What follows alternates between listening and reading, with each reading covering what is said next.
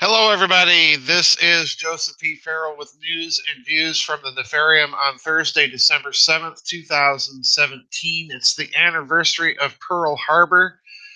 There have been a lot of news stories this week, and I would love to talk about them all. I would love to talk about, but I can't talk about because we don't have the time to talk about the puerile, purient American attitude towards sex and this j'accuse culture that is emerging, where all it takes is for people to say that they've been sexually harassed and people can lose their job without due process. Don't get me wrong, folks, the spate of resignations and pressures for resignations that have been pressuring predominantly the Democrats in this country. I don't like most of their politics. I think it's a radicalized Marxist party, quite frankly. But nonetheless, there's something wrong with a culture that all you have to do is make accusations. I think there has to be some due process here at some point. Otherwise, things could easily get out of control. But I'm not going to talk about that. And the other thing I'm not going to talk about is President Trump announcing that Jerusalem is the capital of Israel and he's going to move the American embassy to Jerusalem. This has, as you can imagine, overseas set the American Darbyite dispensationalist uh, quasi-evangelical crowd in this country into a tailspin of reading biblical prophecy tea leaves, and they are ecstatic with crypto-Zionist delight, but I'm not going to comment on that either. There's, there's so much news. This one slipped right off the radar screen, and I think it's important because remember when Bitcoin got started and there was all this discussion about blockchain technology and that this was just the best thing since sliced bread and that this was just the best thing for, financial security, and this was going to teach those nasty central bankers a lesson, and it was a secure system and all of that, and on all the hysteria and hype went. Well, today, December 7th, 2017, I'm going to put this one down as a half a point in my prediction column because I've been warning people for quite some time that no cyber system is secure. And I've even walked way out onto the end of the twig with all of those touting quantum computing and entanglement and all of that stuff as being the absolute secure system. Well, yeah, it may be for now, but in 100 years, some clever person is probably going to find a way around it. This is just the nature of human ingenuity and imagination. So, anyway, back to Bitcoin and this very interesting story that I can fully predict is going to fall right off the radar today while everyone is talking about Jerusalem and this congressman and that senator possibly resigning and this accusation and that accusation. Don't get me wrong, I think there's something to a lot of these accusations. But we've also got to remember the thing about due process. This is a very, very bad culture that I sense emerging right now. So the story that fell off the radar was carried by RT, of course, and the story is titled Hackers Swipe Over 64 Million in Bitcoin from the cryptocurrency marketplace NiceHash. And I want to read the first few paragraphs, about half of this article. It's a very short article. It's by Dado Ruvik. It was carried on Reuters, and RT picked it up.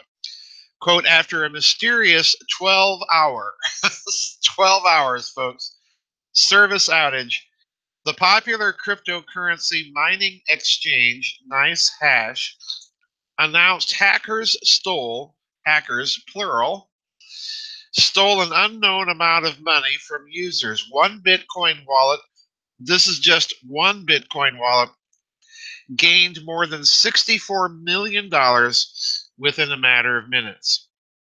On Wednesday, NiceHash announced there was a security breach involving the company's website, which compromised their payment services and the contents of the users' Bitcoin wallets. The announcement came 12 hours after NiceHash suddenly informed users that they were carrying out maintenance. 2 hours later, a user by the name of Eric Callison posted an image showing an outgoing transaction he claimed that he did not make. Quote, either I got hacked or something is up, unquote, Callison wrote. Callison added that $56 million had been sent to one Bitcoin wallet address. Quote, I think I got jacked and probably a lot of other folks, unquote, Callison wrote. Many other users responded to the company's maintenance tweet saying they had money stolen. When NiceHash admitted they were hacked, they did not confirm the amount that had been stolen. The service said they were, quote, working to verify the precise number of BTC taken, unquote. However, CoinDesk reported that, pardon me, that as much as 4,736.42 Bitcoins, worth more than $62 million at the time, was stolen and transferred to one account. And that's the RT article. Now, why am I concerned with that? Because, as I said, I've been warning for quite some time that this cryptocurrency craze, number one, appears to me to be like a bubble. Number two, that there is no such thing as a cyber system that is absolutely secure. What bothers me is the timing of this hack is coming in the middle of a bunch of other news also concerning hacking. And I've been maintaining for quite some time that it appears to me that somebody has been trying to, if I can put it this way, reconnoiter or uh, plot out and discover the architecture of the internet. I've written a few blogs just in this last week on this very topic. And this means inevitably, to my mind, this means inevitably that the cryptocurrencies themselves are going to be targeted for this activity. In other words, this story about Bitcoin, I don't think is the end of the story. I think you're going to hear an increasing amount of these types of stories regarding the other cryptocurrencies as well. And what I think it's going to do, I don't think it's going to make cryptocurrencies go away by any shape of the imagination, but I do think it's going to put a damp on this cryptocurrency craze that we've seen taking place. So this hack, I think, is the first of many more to come. What's interesting is that the story appears to me not to have made much of any waves in the major media, and uh, certainly it hasn't made much of a dent, so far as I can tell this morning, in the alternative media either. So something to watch here, folks. If you're in the cryptocurrencies, please, please, please protect your passwords, protect everything that you have. And try and remember the old adage, don't put all of your eggs in one basket, because that makes you an even easier target if any of these cryptocurrencies should be hit besides Bitcoin. So I wanted to bring this to your attention. I know a lot of you out there have put money into some of this stuff. I have not myself. I simply don't trust it enough.